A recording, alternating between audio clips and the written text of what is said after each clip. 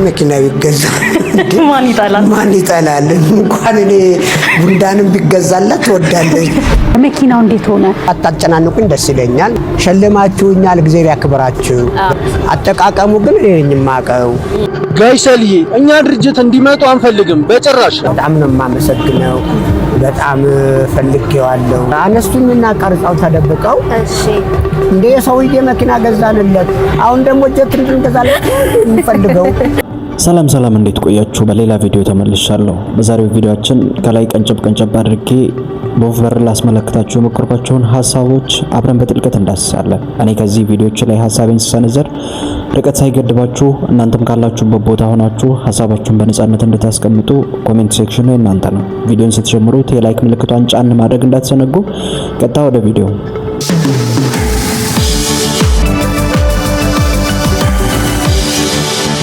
በቅርቡ በነ አዶናይ አማካኝነት ለአርቲስት ሰለሞን ተካ የመኪና ሽልማት እንደተበረከተ አብዛኞቻችሁ ታውቃላችሁ።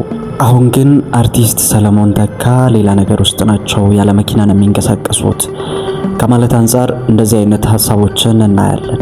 የዛሬው አጀንዳችን እዚህ ላይ ያተኮረ ይሆናል። ቪዲዮን እስከ መጨረሻው መከታተሉን እንዳትዘነጉ። ይህንን አሳዛኝ ቪዲዮ ሁላችሁም ተመልከቱት። ሰላም ነው። አይ ሰላም ነው። እድለኛ ነህ፣ ሰው ሁሉ ያውቃል። እግዚአብሔር ይመስገን። እንግዲህ እኛ 45 ዓመት ፈጅተንም አንታወቅም። ብዙ እንደሰማችሁት ነው። እዚህ ጋር አርቲስት ሰለሞን ተካ እኛ ለ40 ምናምን ዓመት ሰርተን እንብዛም አንታወቅም፣ ነገር ግን አንተም ሁሉም ሰው ያውቃል ሲሉት አዶናይን ይደመጣል። ታዲያ ይህ ምን ያሳየናል? ምን ያህል ማህበራዊ ሚዲያው ተጽዕኖ እንዳለውና በዘመኑም ታዲያ ምን ያህል ፓወርፉል እንደሆነ ያሳየናል። ማህበራዊ ሚዲያን የምትንቁ ሰዎች፣ የምትተቹ ሰዎች እባካችሁ አሁንም ድጋሚ ተጠቀሙበት። የቲክቶክም ፓወር የሶሻል ሚዲያም ፓወር ነው። አንድም የሚያሳየው ሶሻል ሚዲያ ከሜንስትሪም ሚዲያዎች በላይ ጫና ማድረግ ችሏል ማለት ነው። መኪና ቢገዛ ማን ይጣላል? እንኳን እኔ ጉንዳንም ቢገዛላት ወዳለኝ። ስንት ቀን አሳለፋችሁ ከአዶናይ? አንድ ቀን የዛችሁ አንድ ቀን ብቻ ነው እስካሁን ያገኘው። ዓርብ ዕለት የሚገርምሽ ዓርብ ዕለት ተገናኘን። በቃ ይሄ ሁሉ አንድ ቀን ውስጥ ተካሄደ። እኔ አላመንኩም። ብቻ በአንድ ቀን ውስጥ ግን ጡረታዬን ሁሉ ደሞዝ ጠጨቀኝ እና የዛን ጊዜ ለምን ብቻ እንትን አላልኩም፣ ነገርኩት። ድፍረት አይሆንብኝና ማወቅ ይቻላል ጡረታው ስንት እንደሆነ እንትኑ 7300 ምናምን በየወሩ ዋው! አይ ድፍረትም አይደለም፣ አይኑ ላይ ይታይሻል። አባቱን ያስታወሰ መሰለኝ፣ አላቅም። በጣም ፊል አደረገ። ከእንግዲህማ በጡረታ በ7000 ብር ምናምን የሚደረግ ታሪክ የለም አለኝ። ኧረ ልጅ ምን ሊያደርግ ሊያፈነዳኝ ነው እንደዚህ ያልኩኝ። በቃ በእውነት ምጥምጥ ነው ያልኩት ባንዴ ደንግጬ። ከዛም ጥቶ ብሩን ሲዘረግፈው ስንት ብር ነበር? ወደ 50000 ብር። ይህ በቃ የሚገርምሽ ነገር ነው። ፊቴ አላመንኩም። አይ የኔ ልጅ አታብዛብኝ፣ እንደዚህ አይነት ነገሮች ነው አይመቸኝም፣ አልወድም ያልኩት። እንዴ ለአባቴ ያው እርሱ ግርማ ሞገሱ እኮ በቃ ሲበል እንደዚህ ይላል ምን ይላል። እንግዲህ ካመጣው እሱ የሰጠኝ ስጦታ ነው፣ በሱ አማካይነት የመጣልኝ ነው። እሺ አልኩኝ። አርቲስት የህዝብ ነው፣ የሀገር ባለውለታ ናቸው። በ7000 ብር አዲስ አበባ ውስጥ ለመኖር የሆነ አንተ ራሱ ተአምረኛ ሰው መሆን አለብህ። ሶሻል ሚዲያን ከረንትሊ ተጠቅሞ እንደዚህ አይነት የእርዳታ ስራዎችን በእውነቱ በጣም ደስ የሚሉ ናቸው፣ እንደዚህ አይነት ክፍተቶችን ለመሙላት ማለት ነው።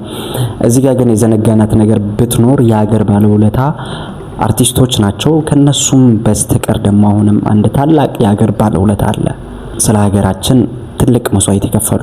ለምሳሌ የድሮ ወታደሮች ለሀገር ሲሉ ነፍሳቸውን አሳልፈው የሰጡ፣ ነፍስ ከመስጠት የማይተናነስ መስዋዕትነትን ስለ ሀገር የከፈሉ እና አርቲስት ሰለሞን ተካን አሁን በአጋጣሚ ሚዲያ ስላያቸው በካሜራ አይን ውስጥ ስለገቡ ነው። በፊትም ስለሚታወቁ አሁን ላይ በእግር ሲጓዙ ታይተው ነው። ነገር ግን ካሜራ የማያያቸው ኢቭን ጎዳና ላይ ወጥተው ቤት ራሱ የሌላቸው ሰዎች በርግጠኝነት አሉ። በውትድርና እና በሌላ የሙያ ዘርፎች ሲያገለግሉ ቆይተው አሁን ላይ ግን በጣም ችግር ውስጥ ያሉ እነዛ ሰዎችም የሀገር ባለውለታ ናቸው። እንዳው እንደዚህ እርዳታው ካልቀረ እነዛ ሰዎችም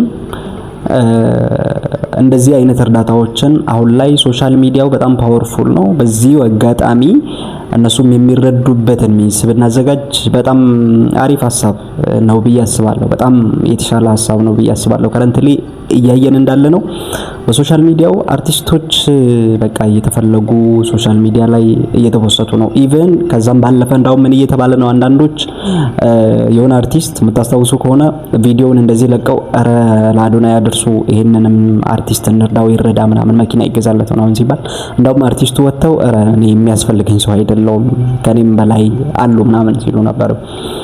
ለነሱ ያስፈልግ ማለት አይደለም ግን ሌሎች አካላትም አሉ። በዚሁ አጋጣሚ እነሱም የሚረዱበትን ባለን እንትን ብናመቻች በጣም የተሻለ ሀሳብ ነው ለማለት ፈልጋለሁ። that's my opinion የኔ ሀሳብ ነው። እሺ ወደ ቪዲዮአችን እንቀጥል እስኪ። መኪናው እንዴት ሆነ? አንዳንዴ ምን ይሆናል በእርግጠኝነት እሱም ጋር ይመጣል ጋሽ ሰለኝ መኪናው ሴት ሄዳሉ ነገር ዛሬ እንደሚሉ ጥያቄዎች በጣም አንቺ እንደውም በነብረኝነትም እኔን ሁሉ የተናገሩኝ ሰዎችም አሉ። ለፌክ ነው ለምናምን ነው እሱን አውትሻይ ለማድረግ ለምረጡኝ ቅስቀሳ ነው ብዙ የሰደቡኝም እንደውም እዚህ መግለጽም አልፈልግም። በጣም በነውር ይሄ ብልግና አላላልም እንደሱ አይነት ነው ሁሉ ብለውኛል። እግዚአብሔር እንግዲህ ለሁላችንም ልቦና ይስጠን። እንደዚህ ነው ማለት። አሁን እሱ የመኪና ይገዛላቸውን ሐሳብ አቅርቦ መንገድ ገፍቶበት ምን ደረሰ? አሁን ጋሽ ሰለኝ እኮ እሱን ነው የምልሽ። ያው እንደዚህ ነገር አልከታተልም።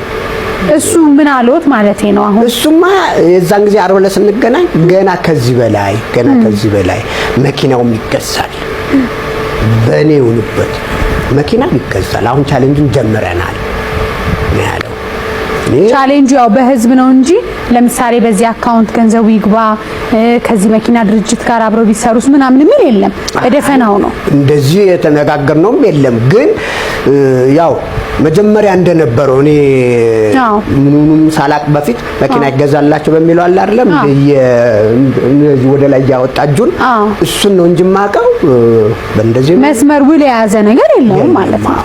ስለዚህ አሁን እንግዲህ ብዙ ሰው ይመለከታል። ውል መያዝ አለበት በአንድ መስመር አይደለም። እውነት ነው። እዚህ አጋጣሚ አሁን በጣም ብዙ የመኪና አስነጮች አሉ። ኤሌክትሪክ መኪናዎች እየገቡ ነው። ብዙ የጥበብ ሰዎችን፣ አርቲስቶችን፣ ጋዜጠኞችን ብራንድ አምባሳደር ያደርጋሉ። የፊት ለፊት ገጽ እርሶ ብራንድ አምባሳደር ሆኖ ፎቶግራፍ ቢወጡ የቴሌቪዥን ማስታወቂያ ቢወጡ በቃል በተግባር በሁሉ እርሶን የሚያክል የለም። ብዙ እንዳሉት እና መኪና የሚያመጡ ሰዎች በዚህ አጋጣሚ ጋር ሰይድ አምባሳደር ቢያደርጉና መኪናው እንደ ኢንካይንድ ወይም ደግሞ ስለሰሩ ማስታወቂያውን የሚሰጥ ቢሆን እነሱ ይጠቀማሉ ብዬ ነው ማስበው። አንደኛ ሁሉም ደግሞ ቻሌንጅም ከሆነ ወይ አካውንት ተቀምጦ ወይ ደግሞ መስመር የያዘ ነገር ሆኖ ወይ የራሱ የሆነ ጋር አካውንት ተቀምጦ በዛ ሰዎችም አቅማቸውን እየሰጡ መኪናው መገዛት አለበት፣ መስመር መያዝ አለበት ነው አይደል? እንግዲህ እነሱ ናቸው የሚያውቁት። ራሱ አዶናይና አካባቢው ያሉ ሰዎች ናቸው የሚያውቁት። እኛም ድረስ እናሳስባለን።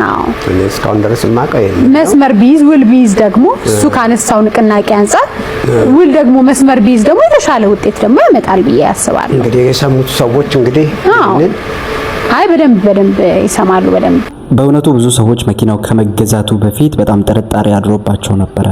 ራሳቸው ታዋቂ ለመሆን ፈልገው ነው እኚህን አርቲስት የተጠቀሙባቸው እንጂ መኪና አሁን እውነት ይገዛላችኋል ብለው ኢቭን የሜንስትሪም ሚዲያ ባለሙያዎች ራሱ ሜንስትሪም ሚዲያው ላይ የሚሰሩ ባለሙያዎች ራሱ እዚህ ደረጃ ሄደው ነበረ ማለት ነው። እንዴት ከጥርጣሬ አንፃር ነው እንግዲህ አሁን ይሄንን የተናገረችው። ያኔ ይሄ መኪናው ከመገዛቱ በፊት ነው አርቲስት ሰለሞን ተካ ያደረጉት ቃለ መጠይቅ ነው። ኢቭን መኪናው ባይገዛ ኑሮ ራሱ ለአርቲስቱ በጣም ታዋቂነትን ጨምሮላቸው ነበረ። ያን ጊዜ በጣም ብዙ ሚዲያዎች እሳቸውን እየጋበዙ ኢንተርቪው ያደረጓቸው ነበረ። ጋሽ ሰልዬ እኛ ድርጅት እንዲመጡ አንፈልግም በጭራሽ። እንዴት እርሶ እኛ ድረስ ይመጣሉ? ጋሽ ሰልዬ እኛ እኮ ነን ቤቱ ድረስ መምጣት ያለ አዶናይና ብሩክ ሪል ስቴት እንዳስደሰቱት እኛ ላንካፕ ሲሪዶም በጣም ልናስደስቶት ዝግጁ ነን። ከናንተ ብቻ የሚጠበቀው ኮንታክት አድርጉንና ያሉበት ድረስ ቤቱ ድረስ መጠን ጽድት ያለ ስራ ሰርተን እናስረክቦታለን። አንዲስ ነገር ሳይቀር እያንዳንዷን ነገር ነው ምንሰራላችሁ። ጋሽ ሰልዬ ፈጣሪ ያክብርልኝ፣ ረጅም እድሜና ጤና ይስጦት። አላሚ ታፕሴሪ ምርጮት ይመቻችሁ። እንደምንም ተብሎ እንግዲህ በተግባር ታይቷል ስራው፣ መኪናው ተገዝቶላቸዋል። ከዛም በኋላ ያለው ነገር ነው አሁን የዛሬው ቪዲዮአችንም ዋናው አጀንዳችን። መኪናው ከተሰጣቸው በኋላ የታፒሴሪ ባለሙያዎች ራሱ እነሱም ለርሶ በነፃ እንሰራለን እያሉ ሲወጡ ነበር። ባይዘዌ እንደዚህ አይነት ድርጅቶች እንደዚህ የሚያደርጉት አንድም ህዝብን ለመጥቀም ቢሆንም ራሳቸውም ብዙ ነገር እንደሚጠቀሙ ማወቅ ይኖርብናል። ባይዘዌ ብሩክ ሪል ስቴት እና ፖፑላር ኤሌክትሮኒክስ ካወጡት በላይ መኪና ከሸለሙት በላይ እነሱ በጣም ትልቅ ጥቅም አግኝተዋል። እንዴት መሰላችሁ? አንድ ማርኬቲንግ ነው ስራው።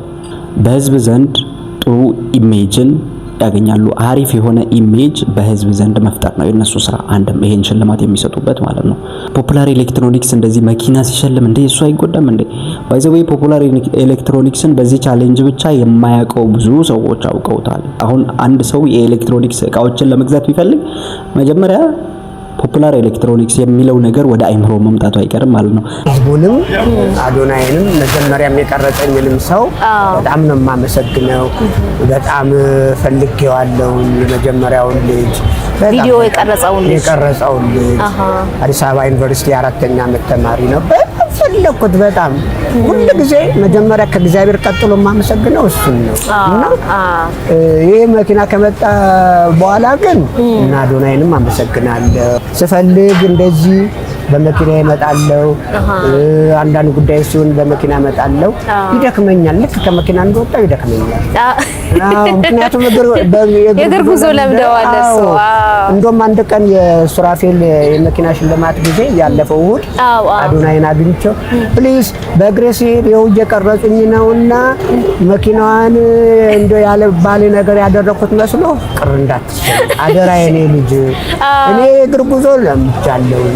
እባክህን የሚቀርጹትን ስታይ ቅር እንዳትሰኝ ብዬ ነገርኩት። ኧረ አባቴ ግድ የለኝም፣ ችግር የለውም፣ ምንም ችግር የለውም። ለምን እንዴ በዚህ እድሜ እኮ የግድ ያስፈልጋል። ውጭም በእግራቸው ነው እኮ አብዛኛውን ከ60 ከ40 በላይ በእግራቸው ነው ጉዞን የሚጓዙት።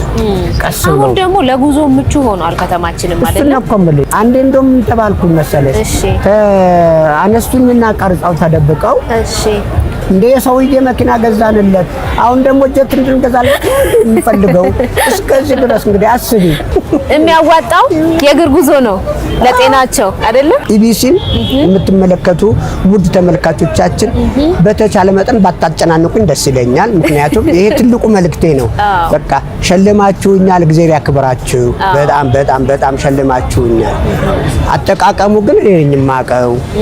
ምክንያቱም እንዳረጅ ከፈለጋችሁ በመኪና ሄድላችኋለሁ። የዛን ጊዜ ያው ራሳችሁ ናችሁ ተሸክማችሁ የምታወጡኝም የምታስገቡኝም ወደ ቤት የምትመልሱኝም ራሳችሁ ናችሁ። እንዲህ ባልተሰራበት ጊዜ ነው እርሶ እንደውም ወክ ያደርጉ የነበረውና በፊት ጀምሮ እዚያ ቅድም ያሳያችሁን አንዷን ኮሜንት አይታችኋታል። እንደዛ አይነት ኮሜንቶች በጣም በብዛት ፖፕ አፕ እያደረጉ ስለሆነ ነው እዚህ ጋር ማምጣት የፈለኩት። በማለት በቃ ብዙ አይነት ነገሮች እንደ አሁንም ቻሌንጅ ይጀመር እንደ ምናምን እንደተወራው ሳይሆን ያው የእግር ጉዞን ከመፈለጊያ አንፃር ነው የሚል አይነት ነገርን አውርተዋል ጋሽ ሰለሞን። ህዝብ እንግዲህ የሚያወራውን ነገር አያጣም፣ ብዙ ነገርን ይላል። ለምንድነው ጋሽ ሰለሞን መኪናውን ሸጠውት ነው ወይ ምናምን? የዛሬው ቪዲዮአችን ይሄንን ይመስል ነበር። እስካሁን የላይክ ምልክቷን ጫን ሳታደርጉት እየተመለከታችሁት ከነበረ አሁን ጫን አድርጋችሁ ውጡ። ቻናሉ ደግሞ አዳዲስ ከሆናችሁ የሰብስክራይብ ምልክቷን ጫን በማድረግ ቤተሰብ መሆናችሁን እንዳትዘነጉ። በሚቀጥለው ቪዲዮ እስከምንገናኝ ድረስ መልካም ቆይታ ተመኘው።